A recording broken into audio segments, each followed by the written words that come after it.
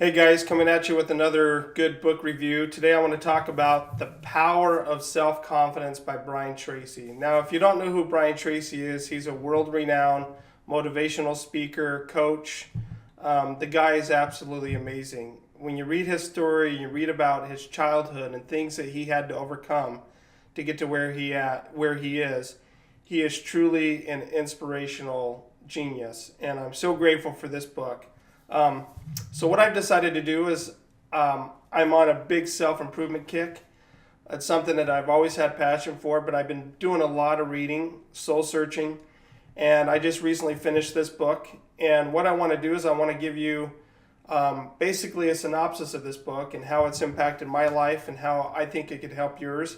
So what I'd like to do is break this book down chapter by chapter in different videos. So the first video, I'm going to kind of talk a little bit about the introduction and some nuggets from chapter 1 that have really had an impact on my life. And then video 2, I'll talk about chapter 2. So the power of self-confidence. One thing that you learn very quickly in life is that if you really want to do something very well, you need to be confident in whatever it is that you're going to do. Whether it's play a sport, give a presentation, call somebody on the phone for a sales call, work, whatever you do at work. It could be putting out a fire as a fireman.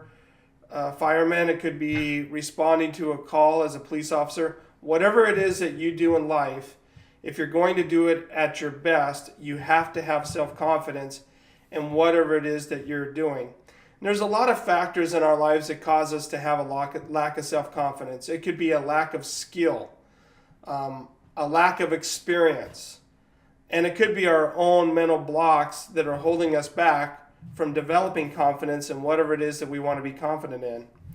I'll just kind of give you an example in my life. I have 4 wonderful children, but I have one child that is exceptionally confident. I don't know why, but this young lady is very confident in everything that she does. And she plays volleyball at her high school, and when she gets on a court, she owns it. And not in an arrogant way, not in a cocky way, but she sees herself being successful at whatever it is that she puts her mind to. And you can really see, as a parent, I can see how confidence really impacts her ability to perform. And I can see it in my other children as well. Throughout our lives, we're going to experience things that kind of knock us off our pedestal. And that's just part of life. Recently, over the last couple of years, I've had some business dealings that have not been as fruitful or as successful as I would like them to have been. And it has shaken my confidence a little bit. And I'm trying to get myself back into the swing of things. And so during those times, we tend to do a lot of soul searching. We reach out and we're trying to find answers of why that is and why it is that whenever something negative happens to us, we want to kind of tuck tail and run a little bit, as opposed to kind of meeting the situation head on and not having fear in our lives and allowing that incident or that problem that we experience or that circumstance to really create within us a lack of self-confidence, or in other words, create a lot of fear. In chapter 1, he says that, well, first, let me go back to the preface here. He talks about mental marathon training, and I'm just going to read a couple things to you here. He said, it's often hard for people to believe that mental qualities can be developed just as much as physical qualities can be.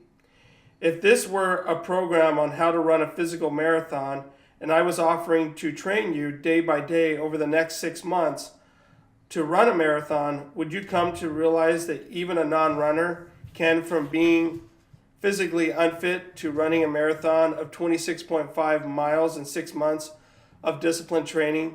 Today, there are even men and women in their 50s and 60s who are running marathons with this kind of training.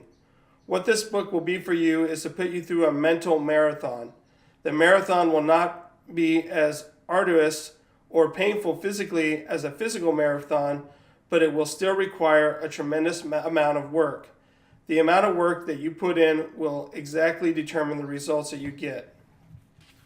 So let's go on to chapter 1. Chapter 1 really, for me, the thing that really stood out to me was a couple things. Number one is our thoughts. How our thoughts really do have an impact on how we feel. I don't know, many of you might read the Bible, but one of the things that Christ said to people was, as a man thinketh, so he is. And our thoughts really about ourselves and our circumstances really can have a tremendous impact on us emotionally. He says here, your thoughts and feelings about yourself and what you can or cannot do are the sum total result of a lifetime of experience and conditioning, and usually have little relationship to what is truly possible for you. In personal development, there is a principle or law of becoming that simply says that each person is in a continual process of becoming or evolving and growing in the direction of his or her dominant thoughts. Wow. So basically what that says is the things that I think about every day, things of, if I'm thinking thoughts of confidence, thoughts of improving, thoughts of getting better, or if I'm thinking of thoughts of I'm not good enough, I'll never become anything, I'll never understand this, I'll never be able to do this. Those small thoughts that we plant in our minds every day have a significant impact in our journey through life. He said the law of concentration says that anything you dwell upon grows in your reality. Anything that you think about long enough and hard enough eventually becomes a part of your mental processes, exerting its influence and power on your attitude and your behavior. The more you dwell on the person you would like to be with the qualities you would like to have, the more you implant those deep into your subconscious mind, where they become part of your ongoing evolution. One of the most profound discoveries in all of human history is that thought is creative. Thoughts held in mind produce after their kind. Like begets thought. Like begets like. I can tell you that that's true in my life. As I look back throughout my life, my visual things that I visualize have a tremendous impact on what actually happens to me. For example, a few years ago, I was asked to go give a presentation to a very important client. And there was going to be several doctors in a room. It was to a group of doctors. One of my businesses is working with doctors. And I visualized the outcome of that meeting as being extremely positive and being very successful. And I can tell you that that meeting went exactly as I visualized. The power of visualization cannot be underestimated. The development of unshakable self-confidence, therefore, begins with you taking full, complete, systematic, and purposeful control of the contents of your conscious mind, disciplining yourself to think consistently about only the things that you desire and to resolutely keep your mind off the things that you fear. So if you're in a situation where you're experiencing something that causes fear triggers, as I like to call them, they are things that can happen that can trigger fear in you. The ability to keep that fear out of your heart, out of your soul, out of your subconscious mind really starts with you being the doorkeeper up here, saying, no, I'm not going to think about that. No, I'm not going to let that in, because once that negative thought comes into your mind, it has a chemical reaction on your body. And we know that our emotions can be controlled or at least influenced by chemicals that our brain produces.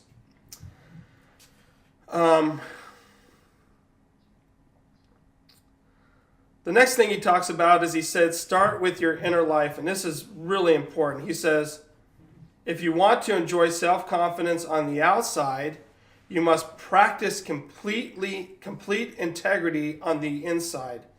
The foundation of self-confidence is for you to live consistent with your innermost values and principles, while thinking and acting in harmony with your highest aspirations.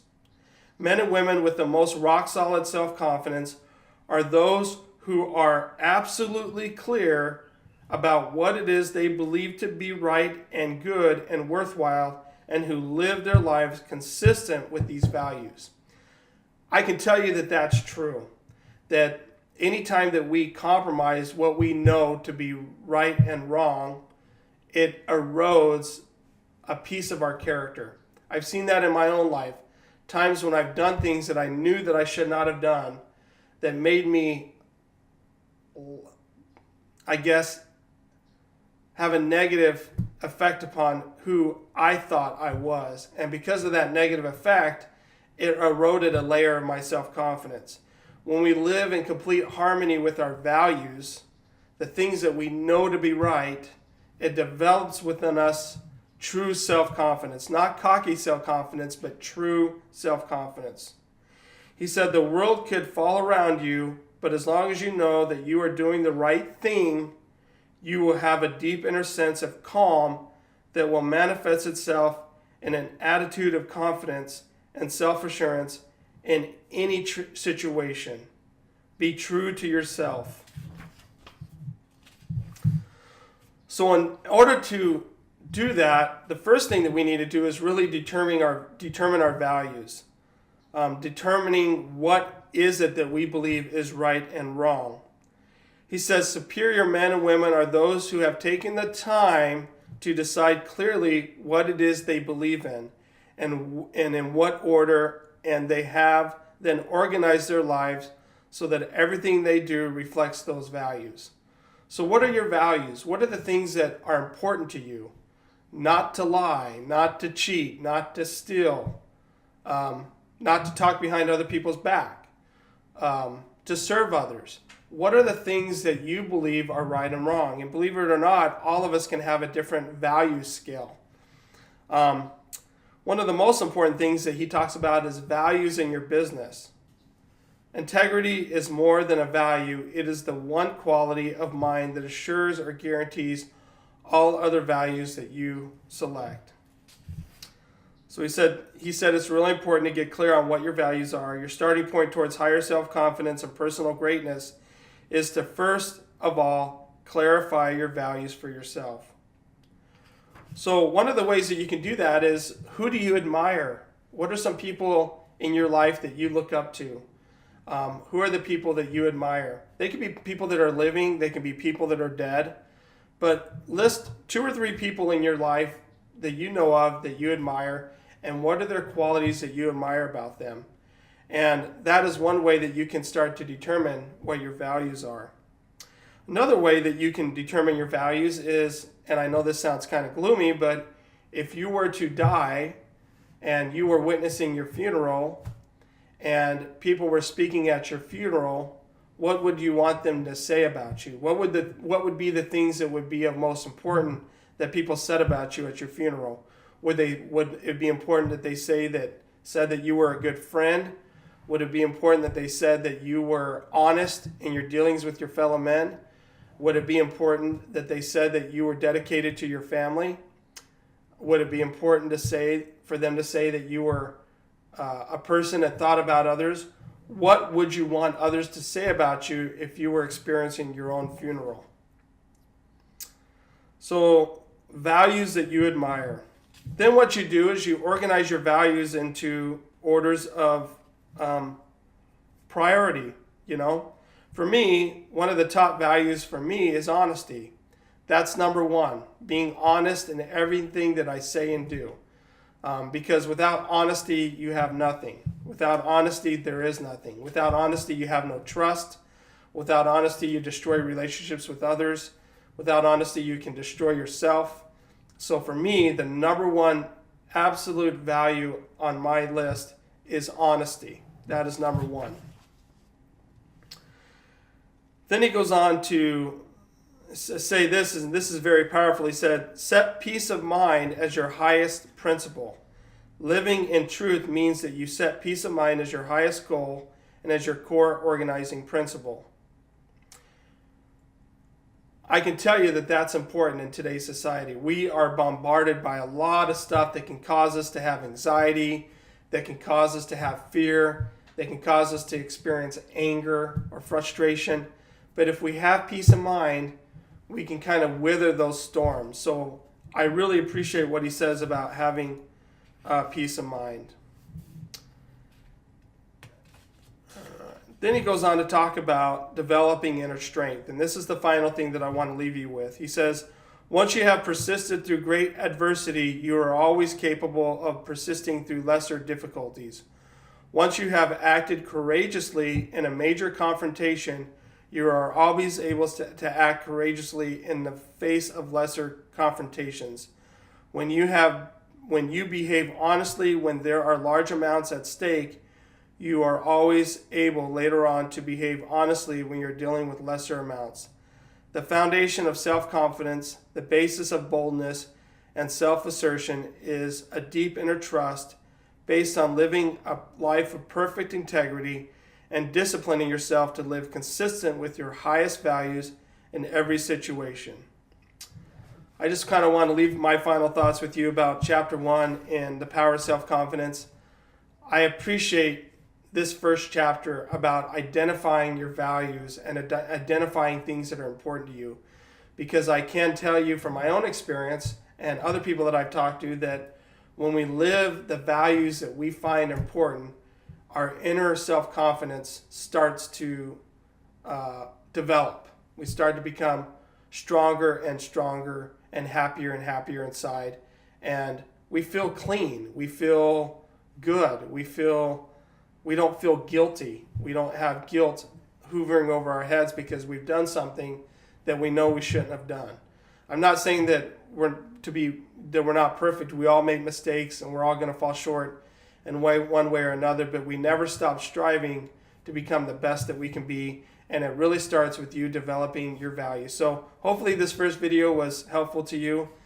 Make a list of your values, list them in order of importance. List the 3 people, living or dead, who you would most like to spend an afternoon with. Why would you want to spend an afternoon with these people? What would you ask them or talk about? Why would these 3 people want to spend an afternoon with you?